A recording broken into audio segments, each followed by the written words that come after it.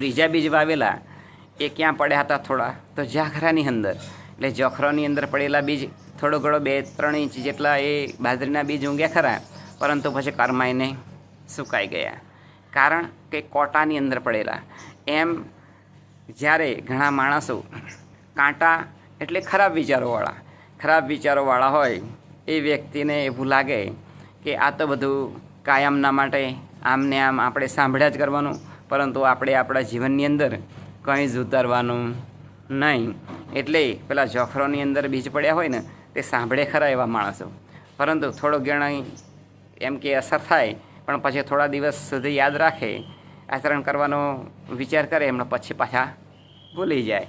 આમ કાંટાની અંદર જે પડેલા બીજ છે ને, એ રીતે પ્રભુવાણી જ્યારે સંભળાવતા ત્યારે આખી ઈસુ ખ્રિસ્ત ભગવાને કહેતા હતા. જ્યારે જે 4 નંબરના ચોથા નંબર